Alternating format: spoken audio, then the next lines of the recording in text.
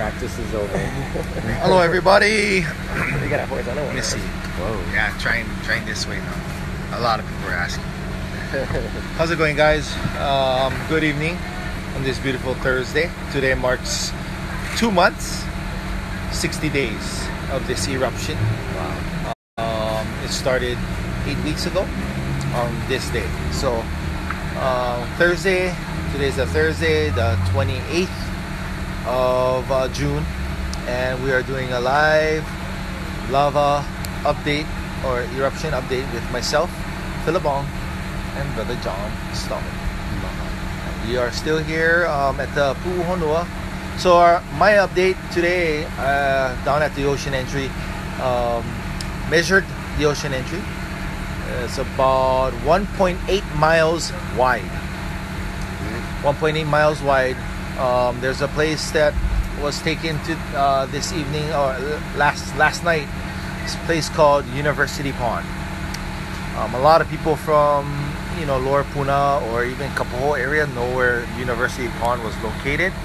That pond was standing strong for a few weeks, 3 weeks, and now it just last night got taken by lava. So University Pond is no longer standing. A few homes got taken in Kapoho Kapoho Beach Lot area the last 24 hours. Still, lava is pumping on the north side and also on the south side. It's moving both ways, the same speed. And in the middle of this ocean entry, it's just so much lava we can see pumping into the ocean. Fish rate is still the dominant fisher right now, but also this morning what I seen was Fisher 22. It looks like a mini Mount St. Helens, and we've seen a lot of gas emissions coming out of Fisher 22. There was some glow from Fisher 22 this morning. I didn't notice any spattering, but there was a bright glow from Fisher 22 and a lot of sulfur emissions coming out of Fisher 22. So also the channelized flow yesterday was pretty pumping to see what we seen. I mean, it was pumping, but the level of the lava lake, the channelized flows was kind of going down a little bit. But there's two things that it possibly could be doing. One, the rivers are getting wider, and that's why you're seeing a lot of lava boats, because a lot of the edges of the rivers are caving in. Or two, the volume is starting to subside. Or three, Temporarily subside. Yeah, temporary subside. But we all know today it just pumped right back up. Fisher 8 is pumping tons of lava right now. But we've been seeing that.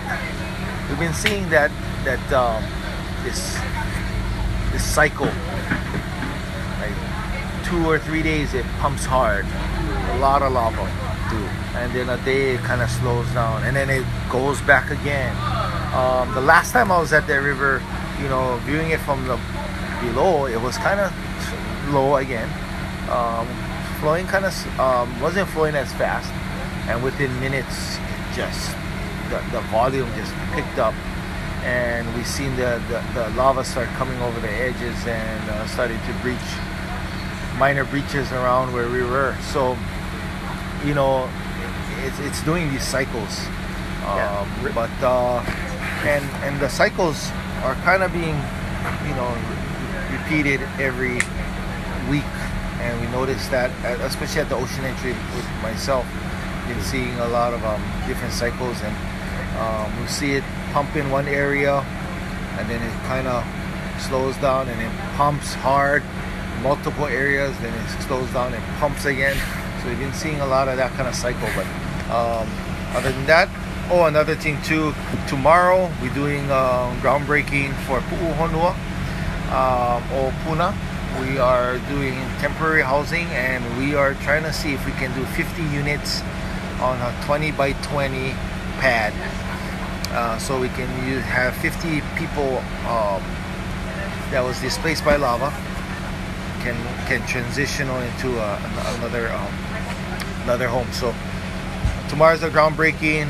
We'll be doing the bulldozing work tomorrow on a 15-acre parcel, and we are gathering. We're with some of the contractors and people that are gathering around here, trying to see if we can get this thing together and help out our community. If you guys have any more information, please iMessage me or iMessage Pu'uhonua o Puna, and you know we can get as much help as possible from the community and other people around the world. So other than that, without further ado, let's bring out Philip. How's it going, Philip? Good. How's everything? What are we gonna do first here? Well, I want to talk about that thermal map because it actually I think it might relate to what you were talking about, right? Yeah. So the first thing, kind of out of the way over here, we actually did a thermal of 22 this last time. It actually showed a little bit of glow there, so there's maybe a little bit of spatter landing in a kind of a circle. So probably just falling right around the hole where it's coming out. So that kind of corresponds. It's not going anywhere. It's still flowing on top of the same old lava. It hasn't covered any ground that hasn't been covered in a while. In our Porta channel up here, we see there's been a lot of overflows, kind of going hand in hand with what you were saying, yeah. Some of these upper ponded areas are getting overflows, especially up here. We don't see a whole lot of change in the river going down through here, but the big difference is down here at the ocean entry. Right? John's been talking to people all day, pointing out this change and how the river not showing a connection all the way to the coast anymore, all along the edge, right? It's kind of either crusted over or it's stopped flowing as much in that direction. And we also have reports from you, Ikaika, talking about how high this ridge is over here next to the ocean, and maybe actually blocking this river from going straight across and over, right? Right. But at the same time, we're also seeing this hot lava coming way along the north edge, not everywhere, but definitely more spots than we've seen in many days, right? So to me, it's like this thing or batter right here is just spreading out in all directions, and it's kind of hotter on, it's flowing on the edges still. You can see the traces of hot lava under all that crust to the edges, so underneath here has probably got a lot of hot lava seeping underneath. Yeah, exactly, yeah. So we just see the black part. So yeah, this whole area is a lot of hot lava. So if it reached some certain threshold where it was piled version of what you said, option number 3, the cycles have been happening. Maybe they're happening because of the kind of draining at the bottom of this thing. This thing suddenly maybe is taking most of the lava and spreading it out. Maybe that's pulling extra volume out of the channel, and maybe that could be dropping a level, right? The last time I remember you guys saying the channel was lower was when you guys flew. Yeah. And you said the channels were lower because there was a burst and a big flood out. That was correct. In the exact same area. Right when it spread out like a pancake the first time, I was in the air that morning when it was first spreading out like a pancake by Green Mountain there in Poho. And that's exactly what happened. The whole lower couple miles of the channel were drains. And by that afternoon, they were full again. So and it might be part of what's happening is as it's allowed to spread out down here, it allows more lava to run out of the channel and the level lowers. I think that's a good working hypothesis. And if that's the case, and the volume didn't really change, it's just a matter of how much is stored, and the river kind of stores a certain amount of it while it's flowing also, so the level will drop, but it's going to probably back up, right, as this thing is basically still, the pancake's getting fatter and fatter. I like the pancake analogy. Yeah. It's useful. Yeah, well, yeah. So, my witness, and I was just telling him, so we don't see the river moving all the way to the ocean. And the reason why we don't see it is because I just was telling Philip that this whole edge right here, the ocean entry is low to the ocean. It's about 10 to 15 feet. You go back about 40 to 50 yards. Then there's a berm. The berm is about 50 to 50 feet high. Wow. And that's why what Philip is saying, yeah. And it's actually berming up against the berm, and it's actually spreading around. Kind of, it's almost pooling on top of itself right here, right? And that's a scary part, because once it starts to do this, it starts to spread up here and move up on the upper sections. Yeah, and the more lava you have all in one place, faster it can move in any direction, right? That's kind of what we see as the risk of it, right? It's going a little bit in all directions. It's not good for anywhere around there, but it could also surge forward in one direction or another as well. That's also in the realm of possibility. Right. Yeah, so we're gonna stay very alert for anything like any changes along those lines. And that's why, you know, we unfortunately had, for the first time in many days now, reports of houses burning down again. Yeah, unfortunately. So we feel for you, those are your houses. And unfortunately, it's going to probably keep doing that for, you know, probably a day at least. You know, it's hard to say when it'll stabilize. It's likely to keep moving in that direction for, you know, more hours than it has been already. And you notice that northern part, at least at 6 this morning, or when about the hour when they did this thermal scan, this is the fresher lava where it's bright white here, and at the south where it's been advancing is not as hot. So it looks like these have been the fresher lava for the past 24 And we're going to be seeing more of this, you know, this movement. It moves south, then it moves north, then it moves back south. Yeah. We've been seeing that kind of cycle for the whole history of this Kapō ocean entry. Yeah, so back to what you said, I think that pattern could be tied to the fluctuations you're seeing on this few days to a week basis. Right. Possibly as well, right? I mean, maybe how fast it can drain out the bottom determines how full the river is, as much as how much is coming out of the hole. Right? So you see why it's tricky to measure the flow and figure out how much is going on. But this berm that Ikaika is describing, the high point in here, preventing it to getting directly to the sea in places, that's a real surprise to me, because usually once the ocean entry begins, but that didn't happen in this case. It's getting in its own way there. Yeah, and I wouldn't have expected that. It must be flowing underneath this area still and doing that pancaking motion this whole time, right? And we just haven't been as aware of it, right? So, yeah, this is definitely a very interesting and very dynamic situation. Probably by far the dangerous part of the flow field right now is the whole edge of this thing, because of the unpredictability of what it might actually do next. You know? A lot of lava under there. So, yeah, and one other thing we wanted to talk about today was what came up in a meeting a couple of days ago. Yesterday was it? About the seeps. 2 days ago. 2 days ago, yeah, were mentioned at the public meeting. The scientists were saying that most of the time when a channel is overflowing, it's strengthening the channel walls. So this kind of thing down here is actually strengthening the walls. But what they're more worried about and what they're really looking for is what they're calling seeps, where the lava is not going over top of the wall, but somehow finding its way through the bottom side of it and kind of pushing its way out. Now it's not exactly clear like why or when or how often this is happening, you know. But it does happen. Or how likely it is, to happen. But they mentioned that they've seen one small seep that ended up being minor earlier this week, right? So that's by fissure 8. By the fissure, right? So so a couple of things kind of come to mind. You know, one is to be able to move any part of it to seep out. You have to have some rock in there that's loose somewhere. So either that's going to be some cinder that fell from the high fountaining. Not high fountaining, just the fountaining that we think is regular high. Fountaining that we think is high, not high fountaining. Right around the actual event, it's probably falling a spatter, so the landing is still liquid, which means it cools in a shape that's stronger if it's all kind of fused together.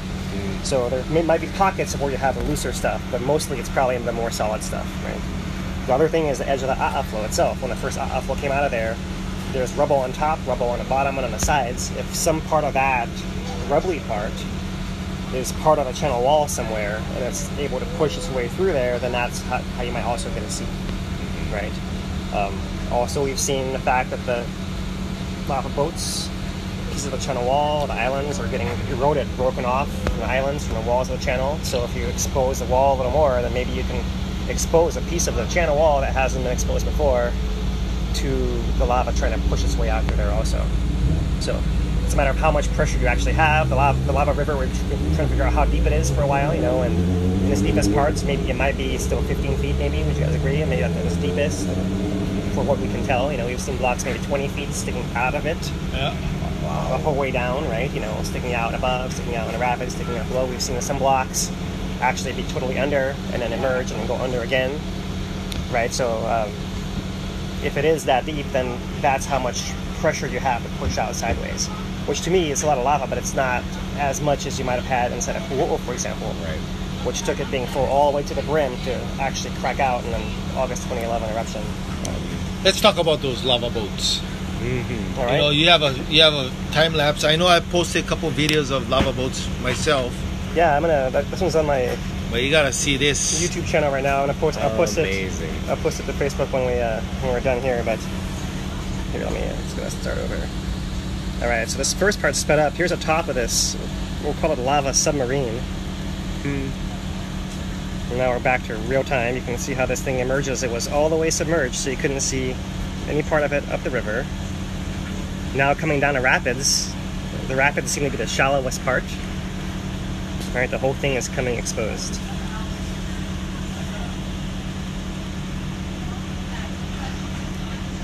Amazing. Yeah, standing kind of near there, we would probably estimate that thing was in the order of 10, 12 feet, tall, something like that.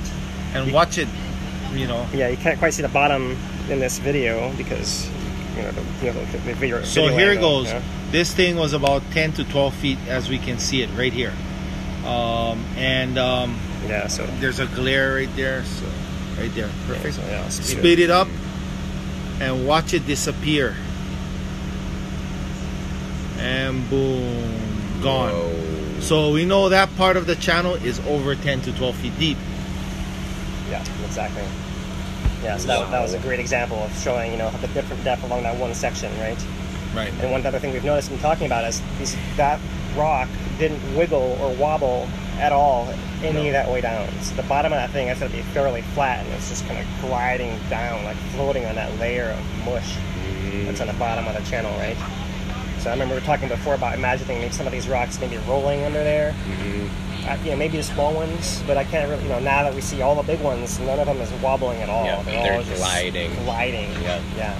But you imagine that rock has a whole lot of mass and weight, so that gummy stuff it's gliding on, a rock like that is probably scooping it out a little bit. Absolutely. And if it's scooping that out along the walls, that might be what is enabling the seeps, as he was describing.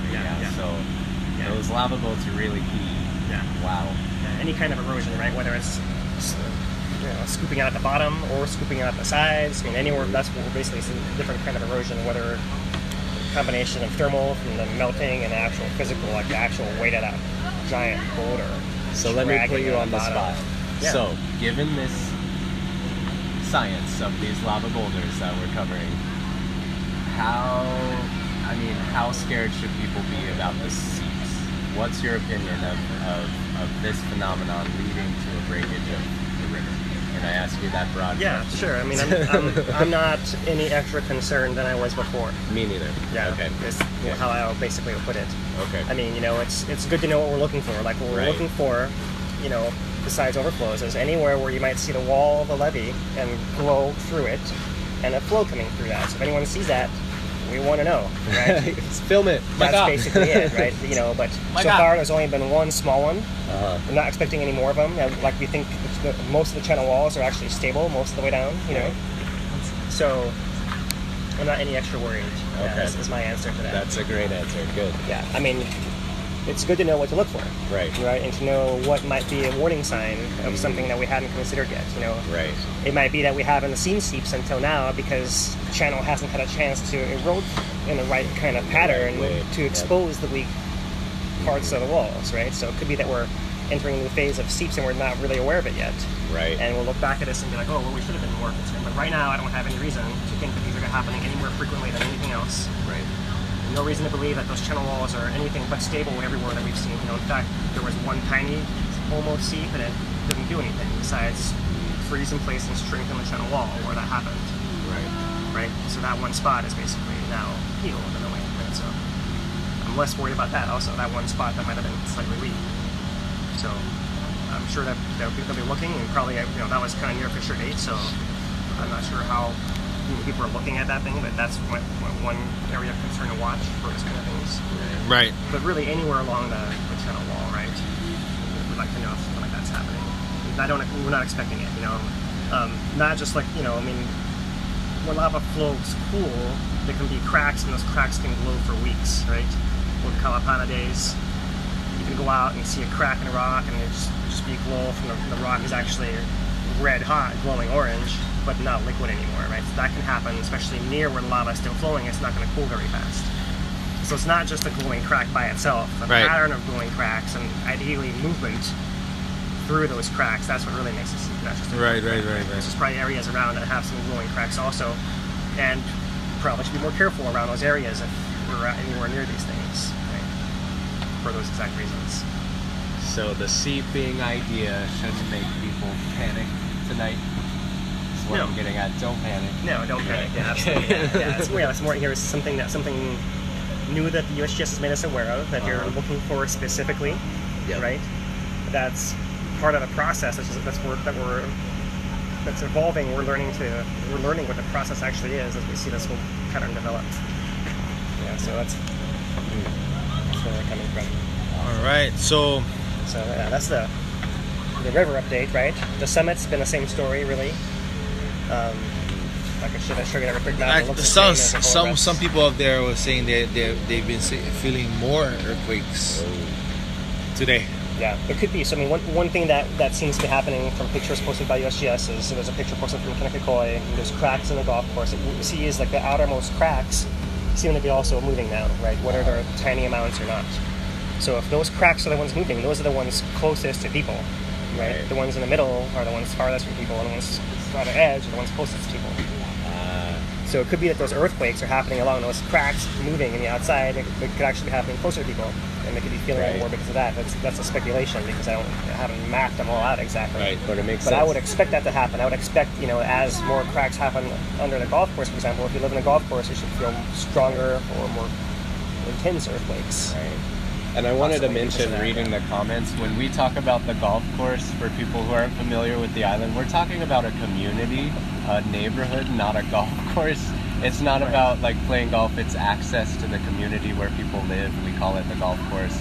And the other neighborhood is called Volcano Village. So I noticed a lot of people are getting confused about why we're concerned about the golf course. It's because people live there next to the golf course, or they have to drive through there. So, but yeah, the more cracking and the more earthquakes, the more stressful it gets for people.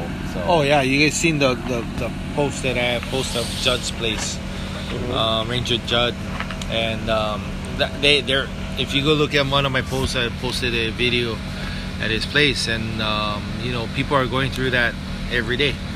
Yeah. More earthquakes, and people want more answers and more answers because this is going through their daily lives, and they haven't felt these kind of earthquakes, in the last 10 years, or even the existence of them living in volcano. So, will these earthquakes slow down, you think? Eventually, but not anytime soon, really. Honestly, not anytime soon. That's my unfortunate answer. It's going to keep shaking up there for a while. I mean, the fact that we're seeing those outermost cracks moving might be a sign that, like as much as can move, it's starting to move, because the outermost set of cracks, like, the wall behind Jeff Judd's house, the wall, with the one crack when you drive up into the golf course access road, that you can go up that small little cliff. Those are all cracks that have existed from the last big caldera collapse. All those cracks formed at the same time, kind of like a bullseye from the outside in all the way in, right? The ones in the middle move the most, the ones on the outside move the least, but they're all moving at the same time, right? That's kind of how it works. So the whole column, the whole basin of the caldera is moving from edge to edge now. That seems to be clear. All the way to the south by kind of McCoy, all the way to the north. So, should we panic about that? So another thing too, No. we should be glad that we're seeing this scale of collapse without any big explosions. Right. No big explosions. We could be having 30,000 foot explosions the entire time, and we haven't, right? Yeah. So That's I good. feel like we're kind of getting off easy so far as that goes. Knock on wood. So another thing too, there was earthquakes recorded by Kumukahi, by Four Corners, Okay. Really? the last 24 hours. Oh, I didn't notice that. okay, maybe we should check the map, huh? Yeah. But then there was Because in that location, it can mean something very different. Yeah, so there is one down there. Yeah. So there's one, and there's a couple over here. Yeah, so this one is yeah, you can see it right there, but there I have pictures of I have recordings of think 4, maybe 5 or 6 happening in the last 24 hours near Four Corners. It'll be interesting. Yeah, it'll be interesting to try to see if there's any GPS movement of anywhere along here. Right. These rift zone, you can kind of see just on the shaded map right here. It goes all the way to Kumakahi, right? Kumakahi is basically the edge, the place where the rift zone goes down into the ocean. Goes that way. Yeah. Right. I can pull it up and later on and show you the earthquakes. Yeah. So one thing that often happens in this area is, the whole South Rift moves to the south, and then that area there seems to kind of settle and drop down a little bit. Yeah, so some people in Papaya Farm Road kind of told me that they felt some earthquakes yesterday. Wow. Also. So yeah, we'll have to follow up on that. I mean, I don't see a huge number of them right there. Nope. There's that one at Four Corners. It's showing was a 3.0. So 3.0. That's real. So yeah, and let's but see. I have the picture. I'll show it to you guys, but yeah. So, but yeah, I mean, I think, at this point, if there's only one or a couple, I'd say it's basically the ground settling. Adjusting to what's already Adjusting happening. to what's happening there, both the force of the lava pushing through the cracks kind of settling in place, and there's a giant pile of lava on top of there, right? So, I don't know how much, if the cracks that are already existed there in the neighborhood might be moving a little bit for other reasons, beyond the injection of magma from the rift zone, which is not the pattern we're seeing. So, what's the depth on that earthquake? That one's showing 2 kilometers. 2 kilometers, so pretty shallow. Yeah. Interesting. Right on, guys. Anything else? Yeah, well, let's see. We're going to look at the traffic cam. Traffic cam looks normal. We're still in the 100s, basically. 169. That's our new normal, is a red hot steel plate. So that looks normal to us now. That's crazy, isn't it? It is a little crazy, but that's normal to us now. 160 degrees is just fine. Yeah, that's just fine. 160 degree steel plate, but that is normal for what we're dealing with at this time. So yeah, it's crazy, but that's true. Crazy but true. And yeah, I don't. All right, guys. Don't have anything else to add right now. All right, so mahalo to Philip and John. The next thing I wanted to bring up is Mr. Micah. Micah. Thank you, Mr. Mayor. It's a pleasure to be here. So what we were talking about outside, what did you witness on the meeting that we had about our transitional homes? A lot of excitement. So the 14 acres was donated to help get families into a temporary shelter that can get them further along in life. And sounds like we're breaking ground tomorrow. Yes. So that's super, super exciting.